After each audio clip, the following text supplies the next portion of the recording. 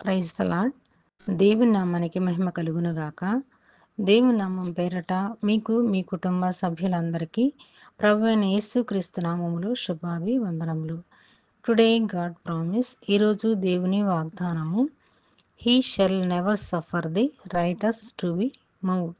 Psalms 55th chapter 22 verses. నీతిమంతులను ఆయన ఎన్నడను కదలనీయడు. క్రీస్తునంద ప్రియ సహోదరి సహోదరులారా, ఈరోజు వాగ్దానంతో దేవుడితో మాట్లాడుతున్నాడు. ఏమని అంటే, నీతిమంతులను ఆయన ఎన్నడూ కదలనీయడు అని. మరి మనం బైబిల్లో చూసుకున్నట్లయితే రాజైన దావీదు మరి కొడుకు విషయంలో కానివ్వండి, మరి మామగారు అయిన సౌలు విషయంలో కానివ్వండి, దేవుడు అనేక అనుభవాల గుండా ఆయన్ని వెళ్ళేస్తూ ఉంటాడనమాట. దావీదు కుమారుని జీవితంలో కూడా ఒక ప్రవచనాత్మకంగా ప్రతిబింబించాయి అని చెప్పుకోవచ్చు. రాజైన దావీదు చాలా దుఃఖపడతాడు. మరి కొన్ని సందర్భాల్లో మరి కొడుకే మరి తండ్రిని చంపాలని వెంట పడుతూ ఉంటాడు. అప్పుడు దేవుడు అంటాడు, మరి ప్రార్థన చేస్తాడు, దేవునితో మాట్లాడతాడు. నన్ను దూషించిన వాడు నాకు శత్రువు కాదు, ఈ పని చేసి నీవు నా సహకారివి, నా చెలికాడవు, నా పరిచయుడు అని కొడుకు విషయంలో మరి ఎంతగానో దుఃఖిస్తాడనమాట. మరి అంటాడు, నేను నమ్ముకున్న నా హితుడు నా ఇంట భోజనం చేసినవాడు నన్ను తన్నుటకైనా తన మడమనెత్తాడు అని మరి బాధపడుతూ చాలా దుఃఖిస్తాడనమాట. మరి యేసు ఈ విషయంలో కూడా ఇలాగే జరుగుతుంది. మరి యేసు దేవుని యందు నమ్మిక మరియు వారి ఎడల ప్రేమతో తన స్నేహితుల నుండి పొందిన బాధను మనకి తెలియజేస్తుంది అనమాట. ఇక్కడ మనము ఒక విషయము చెప్పుకోవాలి, భద్రత, నమ్మకం అన్నమాట. మరి యోధ విషయంలో కూడా దేవుడు ఎంతగానో ప్రేమిస్తాడు. తన ప్రియమైన శిష్యులుగా భావించి మరి యోధ హృదయంలో ఒక సాతాను ప్రవేశించి ప్రభువుని అమ్మివేయటానికి పురికొల్పుతుంది అనమాట. మరి ఇది దేవుణ్ణే చంపడానికి మరి ఆయన డబ్బు తీసుకున్నాడు అంటే ఇది సామాన్య విషయమని కాదు. మరి క్రీస్తుకి ఇది చాలా ఎట్లాగంటే తన హృదయం గుండా కూడా కత్తి దూసుకొని పోయిన దానికంటే చాలా అధికమైన బాధాకరమైన విషయం అనమాట. కానీ ఈ విషయం దేవునికి తెలుసు, ఆయన కానీ కలవరపడలేదు.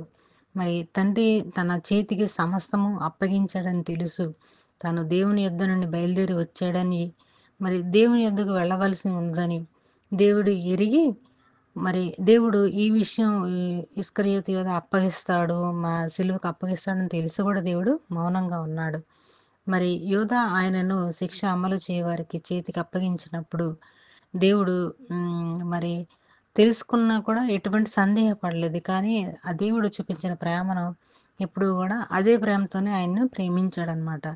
మరి పరలోకమన్న తన తండ్రి సమస్తాన్ని దేవుని హస్తగతం అవుతుంది అని తెలిసి కూడా మరి ఆ విషయాన్ని గుర్చిన జ్ఞానము మరియు నమ్మక కలిగి మరి దేవుడు ఈ విషయం గురించి ప్రార్థన చేసి వేదన పొంది మరి దీన్ని జయించాడనమాట. అలాగే మనం కూడా మరి దేవుడు నీతిమంతుడు, ఆయనలో ఏ పాపం లేదు. మరి దావీదు కూడా నీతిమంతుడే, పాపం లేదు. మరి వాళ్ళిద్దరి విషయంలో దేవుడు ఎక్కడ ఏ విషయాల్లో కూడా మరి శత్రువులు కార్యం చేస్తున్నారని అన్నప్పుడు కూడా దేవుడు విశ్వాసాన్ని కోల్పోలేదు. తండ్రికి అప్పగించి మరి ఏ విధంగా అయితే ఆయన కథ స్టాండర్డ్గా నిలబడ్డాడు, అటు రీతిగా మనము కూడా మన పరిస్థితులను బట్టి కృంగిపోక, భయపడక, బాధపడక నీతిమంతులుగా నిలబడినప్పుడు దేవుడు మనల్ని కదలనీడని ఈ వాగ్దానం మనకు తెలియజేస్తుంది అనమాట. ప్రార్థన. స్తోత్రములు స్తోత్రములు, సియోన్లో నుండి మమ్మల్ని చూస్తున్న పరిశుద్ధాత్ముడా నీకు వందనాలు, స్తోత్రాలు. దేవా, నీతిమంతులను ఆయన ఎన్నడూ కదలనీయడని వాగ్దానంతో మాతో మాట్లాడావు. మేము కూడా దావీదు వలె మరి ఎన్ని శ్రమలు వచ్చినప్పటికీ, ఎన్ని ఇరుకులు ఇబ్బందులు వచ్చినప్పటికీ, మరణమే తన దగ్గరికి వచ్చినప్పటికీ తన విశ్వాసాన్ని కోల్పోక నీతిగా కలిగి జీవించాడో, మరి అలాగే మరి మీరు కూడా మరి యోధా విషయంలో మిమ్మల్ని మరణానికి అప్పగిస్తున్నాడని తెలిసి కూడా మీరు ఎంతగా ప్రేమించారు. మరి దేవునికి సమస్తము అప్పగించి మౌనంగా ఉన్నారు. మరి మీరు ఎన్నడూ కదలనీయకుండా ఎలాగా స్థిరం కలిగి ఉన్నారు. అట్టి స్థిరమైన నీతిని మా అందరికీ దయచేయండి.